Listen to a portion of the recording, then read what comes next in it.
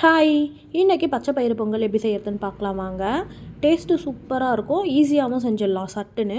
இந்த கப்பில் 1 கப் பச்சரிசி எடுத்துக்கிறேன், 1/2 கப் பச்சை பயிறு எடுத்துக்கிறேன். இது ரெண்டுத்தையுமே 1 மணி நேரம் நல்லா ஊற வச்சிடலாம். அரிசி ஊறணுன்ற அவசியம் இல்லை, பச்சை பயிறு கொஞ்சம் நல்லா ஊறணும். நம்ம வறுக்கவும் இல்லை, அப்படியே தான் போடுறோம் டேரெக்டாக.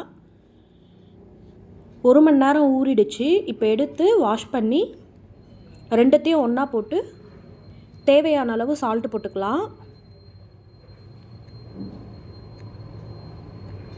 தேவையான அளவு சால்ட்டு போட்டு மொத்தம் 1/2 கப் போட்டிருந்தேன். 1/2 கப்புக்கு 3 கப் தண்ணி வச்சுக்கிறேன். தண்ணி வச்சு தேவையான அளவு சால்ட்டு போட்டு ஒரே ஒரு பச்சை மிளகாய் போட்டு மூடி விட்டுடுறேன்.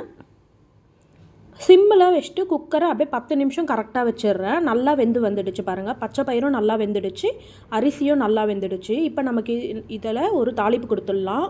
நெய் 1 ஸ்பூன் போட்டுக்கிறேன். இஞ்சி கொஞ்சம் நறுக்கி வச்சுருந்தேன், அதை போட்டுக்கலாம். சீரகம் போட்டுக்கலாம், மிளகு போட்டுக்கலாம். பொரிஞ்சதும் எடுத்து இதில் ஊற்றி நல்லா கலரி விட்டுடுறேன். ரொம்பவே ஈஸியான மெத்தட் தான். ஒரு 10லேருந்து 15 நிமிஷத்துக்குள்ளவே செஞ்சிடலாம். சட்னி, சாம்பார் எல்லாமே செட் ஆகும் இதுக்கு. இந்த மாதிரி நீங்களும் வீட்டில் ஒரு முறை ட்ரை பண்ணி பாருங்கள். டேஸ்ட்டு சூப்பராகவே இருக்கும். நாளைக்கு இன்னொரு வீடியோவில் பார்க்கலாம். தேங்க்யூ, பாய்.